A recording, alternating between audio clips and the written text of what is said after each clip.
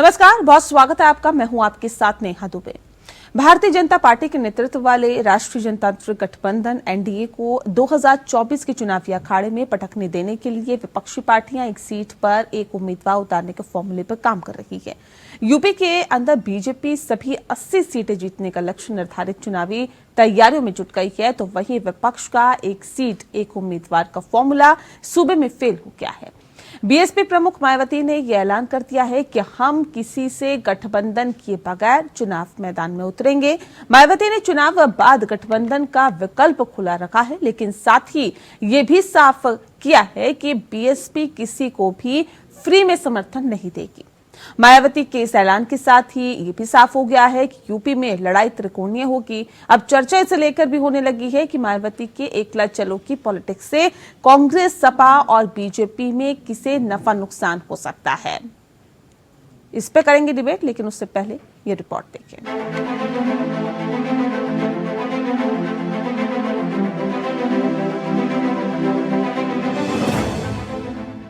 कांग्रेस के नेता विपक्षी एकजुटता की कवायद की शुरुआत से ही बसपा को गठबंधन में शामिल करने की हिमायत कर रहे थे।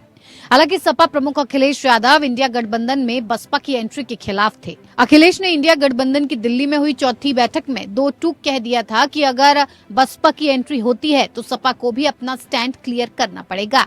अखिलेश ने तो इंडिया गठबंधन से एग्जिट तक की चेतावनी दे दी थी। खैर, ये पुरानी बात हो गई। मायावती ने साफ ऐलान कर दिया है कि उनकी पार्टी अकेले ही चुनाव लड़ेगी। बसपा के अकेले चुनाव लड़ने का ऐलान करते समय मायावती ने अखिलेश पर निशाना साधते हुए उनकी तुलना गिरगिट से कर दी। देखिए, हम तो उन्हें, अगर आपको याद हो, सपा और बसपा के गठबंधन की सबसे पहली शर्त यही थी कि वो प्रधानमंत्री बनेंगी।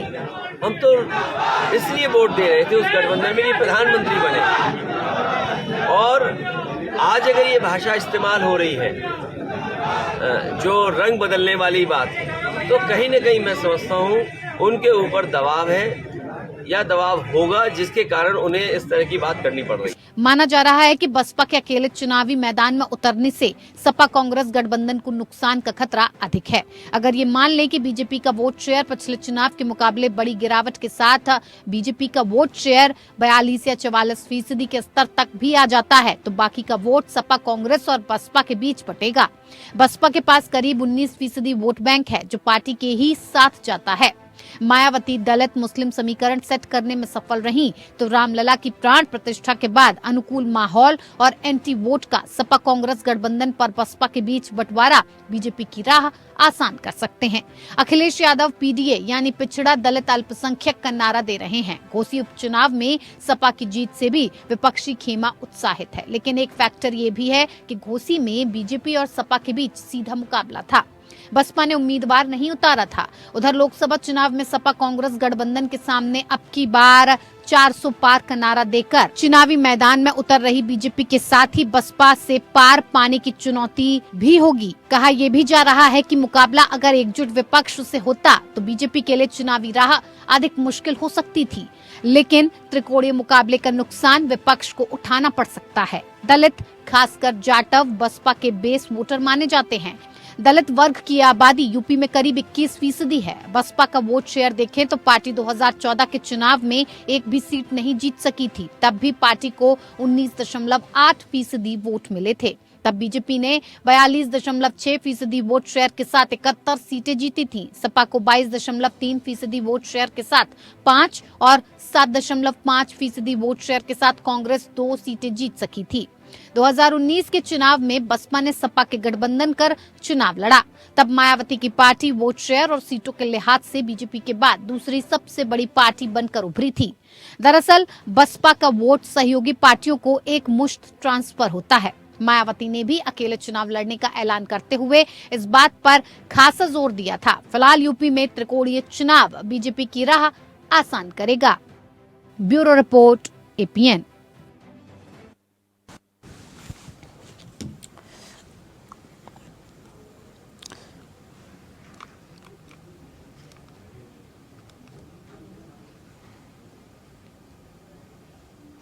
जी हाँ, तो भारतीय जनता पार्टी के नेतृत्व वाले राष्ट्रीय जनतांत्रिक गठबंधन यानी एनडीए को 2024 के चुनावी अखाड़े में पटकने देने के लिए विपक्षी पार्टियां एक सीट पर एक उम्मीदवार उतारने का फॉर्मूले पर काम कर रही है। यूपी में बीजेपी सभी 80 सीटों पर चुनाव जीतने का लक्ष्य निर्धारित कर चुकी है और चुनावी तैयारियों में जुट गई है, तो वही विपक्षी गठबंधन भी लगातार अपने तैयारियों को तेज कर रहा है। लेकिन मायावती ने जिस तरह से अपना फॉर्मूला तैयार किया है और सूबे की सभी सीटों पर अकेले दम पर चुनाव लड़ने की बात कही है, तो ये फॉर्मूला किसे नफा किसे नुकसान पहुंचा सकता है, इस विषय पे आज हम तफसील से चर्चा करेंगे।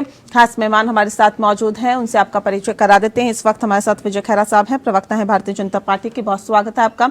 हमारे साथ गोपाल कृष्ण जी जुड़ गए हैं, कांग्रेस के प्रवक्ता हैं, आपका स्वागत है। अशोक यादव जी हमारे साथ जुड़े हैं, सपा के प्रवक्ता हैं, आपका स्वागत है सर। और धर्मवीर चौधरी जी हमारे साथ जुड़ गए हैं, राजनीतिक विश्लेषक हैं, आपका बहुत स्वागत है। धर्मवीर जी, इस खास कार्यक्रम की शुरुआत आपके साथ ही करते हैं। सपा क्योंकि ये उम्मीद लगाए बैठी थी कि बसपा हमारे साथ हमारे गठबंधन में आएगी, कांग्रेस को भी यही उम्मीद थी, लेकिन तमाम उम्मीदों को आप लोगों ने धराशायी कर दिया। अब सवाल इस बात को लेकर है धर्मवीर जी कि आखिर अब जो बसपा का ये ऐलान है कि अकेले दम पर चुनाव लड़ेंगे, क्या लगता है कि बसपा के लिए कितना फायदेमंद होगा और किसके नुकसान पहुंचा सकता है? देखिए नेहा जी, बहुजन समाज पार्टी देश की तीसरे नंबर की बड़ी पार्टी है और हम किसको नुकसान पहुंचाएंगे किसको नुकसान नहीं पहुंचाएंगे, बहुजन समाज पार्टी अपने दम पर अपने लिए चुनाव लड़ती है, अपने वोटर्स के लिए, देश के लिए, प्रदेश के लिए चुनाव लड़ती है। ये जो लोग कहते हैं कि हम उसको नुकसान पहुंचाएंगे, वो नफा नुकसान अपना देखें। आज अखिलेश यादव जी जो है बहन जी के जो बहन जी ने कहा कि वो गिरगिट की तरह रंग बदलते हैं, तो आप ये देखिए कि सबसे ज्यादा नुकसान अगर दलितों का किया किसी पार्टी ने अपनी सरकार में, तो वो अखिलेश यादव जी की नेतृत्व में समाजवादी पार्टी की सरकार ने किया। चाहे वो प्रमोशन में आरक्षण के बिल को फाड़ के फेंकना हो, और चाहे वो 2 लाख कर्मचारी अधिकारियों का डिमोशन हो, और चाहे आप ये देख लीजिए कि बहन जी ने अपने शासनकाल में दलित महापुरुषों के नाम पर जिलों के नामकरण किए थे। एक तरफ से उन्होंने जो है सारे जिलों के नामकरण रद्द कर दिए, चाहे वो भीमनगर का नाम हो, चाहे पंचशील नगर का नाम हो, चाहे महामाया नगर का नाम हो, चाहे संत कबीर नगर का नाम हो। उसके बाद में भी बहन जी ने उनको जो है माफ करते हुए 95 के गेस्ट हाउस कांड की यादों को माफ करते हुए, भुलाते हुए, बढ़ाते दिखाते हुए समाजवादी पार्टी को अपने साथ मिलाया। लेकिन दलित समाज का वोट तो उनको ट्रांसफर हुआ, लेकिन उनके समाज का वोट, यादव समाज का वोट ही गठबंधन के कैंडिडेट को नहीं मिला।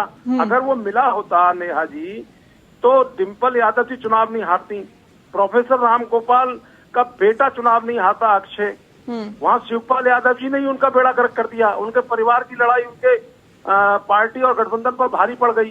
और समय समय मतलब आप ये कह रहे हैं कि बीएसपी का वोट तो इन्हें मिला था, लेकिन सपा का आपको नहीं मिला था, और तमाम चीजों को भुलाकर आप लोग इनके साथ आए, लेकिन फिर भी कोई फायदा नहीं हुआ। ठीक है अशोक जी, मैं सीधा रुख आपका कर लेती हूँ। देखिए, मायावती तो आप लोग भले ही उम्मीद लगाए बैठे हो कि मायावती आएंगी गठबंधन में, लेकिन वो तो कह रहे हैं कि अखिलेश यादव गिरगिट की तरह रंग बदलते हैं। वो तो कह रहे हैं कि इस गठबंधन में हम नहीं जाएंगे, अकेले दम पर चुनाव लड़ेंगे। आप लोगों का वोट उनको मिलता नहीं है, और उसके बाद जब चुनाव हार जाते हैं, महज कुछ सीटें जीत पाते हैं, तो कहते हैं कि देखिए बीएसपी का वोट हमें ट्रांसफर नहीं हुआ। इस तरह के आरोप लगाते हैं। फिर भी इतनी उम्मीदें लगाए बैठे कि मायावती इस गठबंधन में आएंगे। नहीं आएंगे हम गठबंधन में। नेहा जी, बहन जी को लेकर के हमारे राष्ट्रीय अध्यक्ष जी ने आज तक कोई ऐसी बात नहीं बोली जो उनको पर्सनल हर्ट करने वाली बात हो। हमेशा उन्होंने बहन जी की तारीफ ही किया है। और रह गई बात उन्होंने क्या शब्द बोला, जो आपने शब्द इस्तेमाल किया उनके लिए, ये बहन जी ट्रेमेंडस प्रेशर में, और ये प्रेशर किसका है ये सभी लोग जानते हैं कि भारतीय जनता पार्टी की सरकार का प्रेशर है, ईडी सीबीआई का प्रेशर है कि किस तरह से उनके ऊपर तमाम अभी छापेमारी भी हुई थी नोएडा में, तमाम घोटाले उनके द्वारा जो भारतीय जनता पार्टी की इस तरह की नोएडा में और कहाँ किया गया है। तो इस तरह के बहुत सारे दबाव हैं बहन जी के ऊपर। अगर बहन जी आज सपा की बुराई न करें, कांग्रेस की बुराई न करें या अकेले लड़ने की घोषणा न करें, तो कल से ईडी सीबीआई उनके दरवाजे पे चक्कर मारना शुरू कर देगी। तो इसमें हम लोग बुरा नहीं मानते हैं बहन जी की बातों का, क्योंकि वो खुद नहीं बोल रही बल्कि उनको बुलवाया जा रहा है। दूसरा इसका कारण ईडी सीबीआई के अलावा दूसरा कारण इसका बयान दिलवाने का है कि बहन जी इस तरह का बयान देगी, समाजवादी पार्टी रिटेलिएट करेगी, वो भी कुछ बयान देगी, तो जिससे सपा बसपा के बीच जो है क्लैश होगा, तो जो दलित और ओबीसी समाज के बीच में टकराव आएगा, जिसका सीधा सीधा फायदा भारतीय जनता पार्टी को मिलेगा। मतलब आप ये कुल मिला के कह रहे हैं कि डर है मायावती को, इसलिए वो आप लोगों के साथ नहीं आ रही। धर्मवीर जी, जी ये डर है क्या? नेहा जी, हाँ जी, नेहा जी, 2019 में बहन जी ने गठबंधन किया था, वही सीबीआई थी, वही ईडी थी, वही मोदी जी की सरकार थी, वो उस समय तो उनको कोई डर नजर नहीं आया। ये जो डर नाम की चीज है ना, ये बहन जी से कोसों दूर रहती है। वो विश्व की जो है उन हस्तियों में शामिल नहीं है। आयरन लेडी के खिताब से भी नवाजा फोक नगीन ने। और डर कोई नहीं है, किसी तरीके का डर नहीं है। इनको अपने आचरण में सुधार की आवश्यकता है, चाहे वो कांग्रेस के लोग हों, चाहे वो समाजवादी पार्टी के लोग हों। हमने इनको 2-2 बार मौका दिया। इन्होंने जो है अपनी सरकारों में कितना दलितों के साथ में नाइंसाफी की है। प्रदेश कार्यालय के ऊपर असामाजिक तत्वों का अड्डा बना दिया इन्होंने, पुल बना करके। और ये अपने गिरीबान में, अपने आचरण में सुधार करने के प्रयास नहीं करते हैं, दूसरों की कमियां ढूंढते हैं। और ये जितने भी लोग हैं, कांग्रेस के लोगों ने राजस्थान में हमारे 2-2 बार 6-6 एमएलए को तोड़ करके हमारी पार्टी को खत्म करने का प्रयास किया, जबकि हम इनको बगैर मांगे समर्थन दे रहे थे। बहुजन समाज पार्टी ने बगैर मांगे समर्थन, मतलब ये कि जिस थाली में खाते हैं उसी में छेद करती है कांग्रेस पार्टी, ये कहना चाह रहे हैं आप? यही मैं कहना चाह रहा हूँ। इसीलिए बाबा साहब ने अपने जीते जी कहा था कि कभी कांग्रेस के चाराने के मेंबर भी मत बनना मेरे। ठीक है, गोपाल कृष्ण जी कह रहे इसीलिए आप लोगों के साथ नहीं आना चाहते, क्योंकि जिस थाली में खाते हैं उसी में छेद करने का काम आप लोग करते हैं। प्रधानमंत्री के साथ कोई नहीं है, इसीलिए प्रधानमंत्री के साथ कोई नहीं है। पूरे आज अगर यूपी में भी हमारे साथ अगर समाजवादी पार्टी, सर आपके साथ नहीं आना चाहते ना, मना कर दिया मायावती ने। समाजवादी पार्टी खड़ी है, मायावती मना कर रही है। प्रधानमंत्री के साथ कौन है? बसपा प्रधानमंत्री के साथ चला गया, क्या बीजेपी के साथ चले गए? क्या नहीं गए ना। तो ये आप जान लीजिए कि एक ऐसी अछूत पार्टी बीजेपी बन चुकी है जिसको कोई छूना नहीं चाहता। बीजेपी को छोड़िए ना, ये बताइए ना कि किसको नफा किसको नुकसान होने वाला है। और ये तो कहा जा रहा है कि देखिए गठबंधन अगर मायावती अलग लड़ रही हैं, क्योंकि ये तो ऐलान कर दिया उन्होंने, तो दिक्कतें आप लोगों के लिए बढ़ जाएगी। होने वाला है कि जो प्रधानमंत्री जी गरीब तबके को 5 किलो राशन पर जो खरीदने चाहते थे, अगर वो वोट मायावती जी ले पाए तो इंडिया गठबंधन को फायदा होने वाला है। भाजपा तो एक अछूत पार्टी बन चुकी है। मतलब मायावती अलग से चुनाव लड़ेगी तो इंडिया गठबंधन को फायदा होगा क्या? जी जरूर फायदा। तो फिर आप लोग उनको मिलाने के लिए क्यों बेताब है? हम मिलाने के लिए चाह रहे थे कि लोकतंत्र के साथ खड़ी रहे।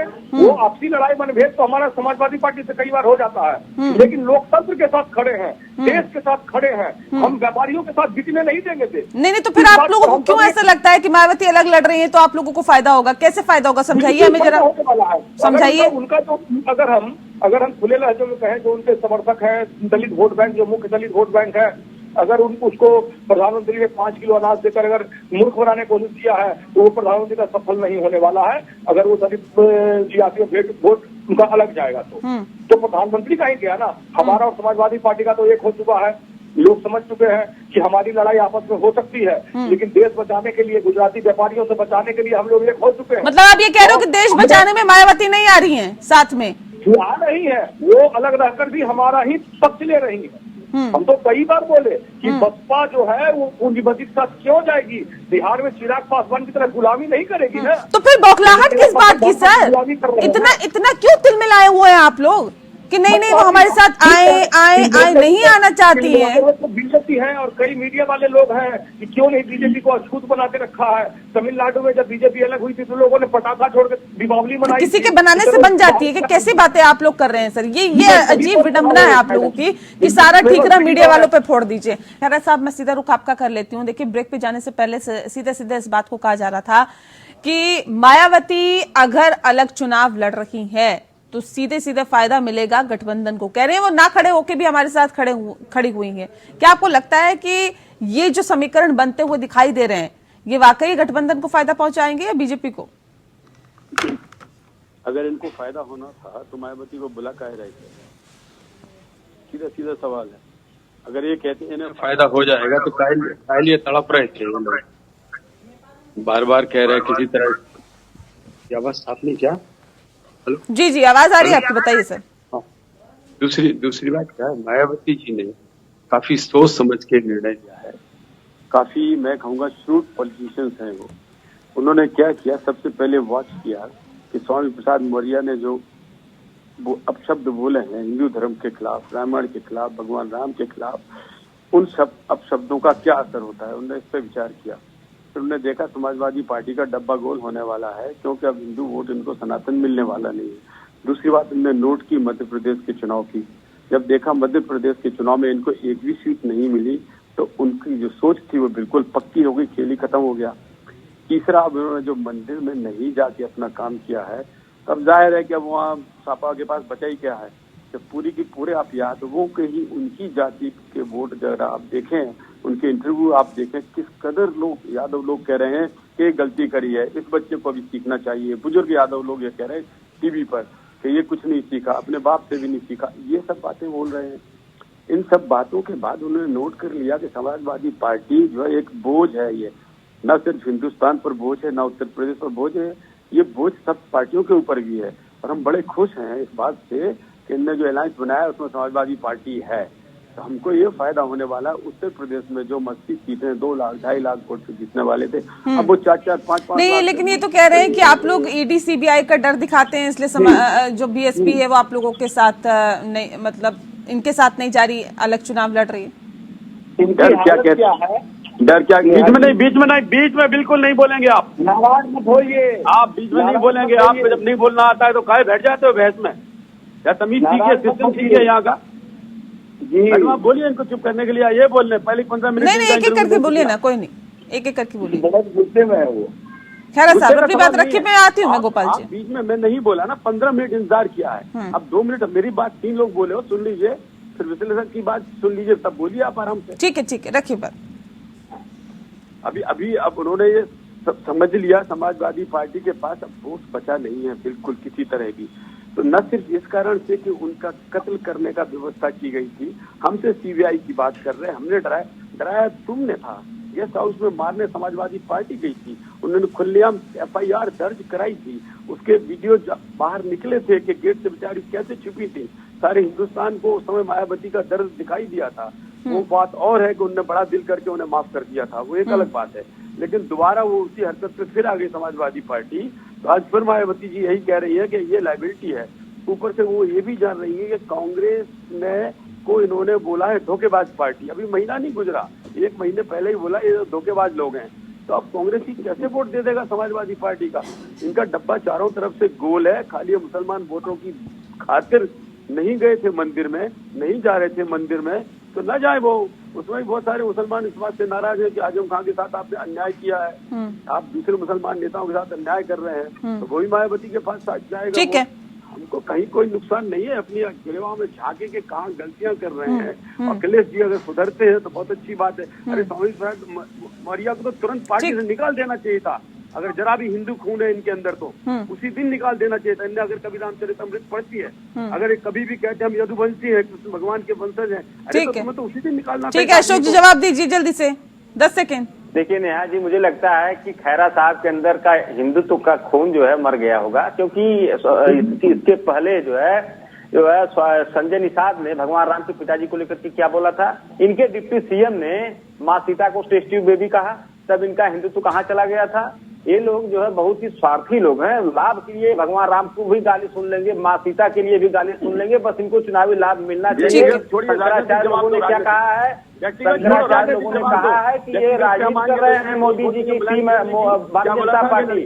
उन्होंने कहा था कि अपूर्ण मंदिर का प्राण प्रतिष्ठा अशुभ होता है और सिर्फ पॉलिटिकल माइलेज लेने के लिए भारतीय जनता पार्टी इस तरह प्रोग्राम करवा रही है। ये लोग मंदिर के नाम पे पूरा देश को बेच रहे हैं, भगवान के नाम पे। ये राम मंदिर में आप देखेंगे सीएजी की रिपोर्ट, जो खैरा साहब 20 करोड़ रुपया सीएजी ने ऑडिट करके निकाला था कि राम मंदिर में ठेकेदारों को दे दिया गया, क्या काम कराए। जमीनों का घोटाला लोगों ने किया।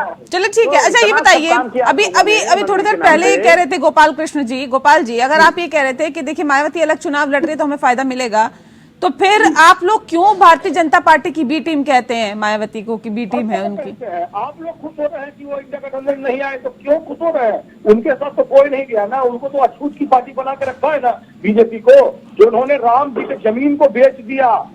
जो बीएचपी व्यापारी लोगों की जो संगठन है गुजराती व्यापारियों के, राम जी के जमीन में भी इन्होंने दलाली लिखा है। हम क्यों जाएंगे? अगर असली हिंदू का खून होगा ना, तो हमारे शंकराचार्य जी ने मना कर दिया, तो हम नहीं जाएंगे। ये एक चुनावी इवेंट चल रहा है बीजेपी के द्वारा। नहीं तो नहीं, ये तो कहा जा रहा है कि शंकराचार्य की तरफ से लिखित में आया है कि वो आएंगे। बगल में छुरी, ये कहावत हजारों साल पुराना है, यानी ऐसा होता होगा 1000 साल पहले भी। ठीक है, ये तो कलयुग है। ये जो चुनावी स्टंट करने के लिए निकले हैं प्रधानमंत्री जी, असली हिंदू को गुस्सा आ रहा है कि 10 साल में पूरी मंदिर नहीं बनी। शंकराचार्य के नियम से आप पूछ के महीने। अच्छा चलिए ठीक है, उन चीजों को छोड़िए ना, मुद्दे पे आते हैं। ये बताइए कि अगर एक सीट पर 3 कैंडिडेट होंगे या 4 कैंडिडेट होंगे, तो क्या नहीं लगता कि वोट बटेगा, और वोट बटेगा तो नुकसान आप लोगों को होगा? जो बीजेपी अनाज बांट रही है वो वोट हमारे बप्पा में आएगा ना, तो बीजेपी का नुकसान है ना। हम तो बुलाए थे कि चलिए लोकतंत्र के साथ खड़े होइए, उन्होंने बोला कि हम आगे बढ़कर भी आपकी मदद कर रहे हैं। ये जो अनाज बांटने का जो सिलसिला, देखिए खैरा साहब ये कह रहे हैं भारतीय जनता पार्टी अछूत पार्टी है, इसमें कोई नहीं जाना चाहता। जो आप लोगों के साथ थे वो भी निकल लिए धीरे से। एक काफी हद तक तो कुछ सही भी बोल रहे हैं। हम वाकई अपराधियों के लिए अछूत हैं, ये सच है। समाजवादी पार्टी जैसे आतंकवादी जो जमीनें रहेंगे, इन्हें हमें छूना भी नहीं है। जहाँ तक मायावती जी का सवाल है, हम हमेशा उनका सम्मान करते हैं, कभी बिना सम्मान के बोले नहीं। भाजपा के खिलाफ मैं उठपटांग बात नहीं बोलता हूँ, जो सच है वो बोलता हूँ। जहाँ मायावती जी गलत है वहाँ बोलूंगा, वरना समाजवादी पार्टी तो गलत ही गलत है। इन्होंने तो करेंगे जुर्म का क्या है। आजम खां की पोल खुल चुकी है ऊपर से नीचे तक। चलिए बिल्कुल वोट नंगे हो चुके हैं। देखिए मायावती ने तो ये तय कर लिया है कि वो अलग से चुनाव लड़ेंगी, लेकिन इससे किसे नफा होगा, किसको नुकसान होगा, ये वाकई देखने वाली बात होगी। बहरहाल वक्त की कमी है। बहुत शुक्रिया आप सभी मेहमानों का हमारे साथ इस खास चर्चा में शामिल होने के लिए। खास पेशकश में फिलहाल के लिए इतना ही। नमस्कार।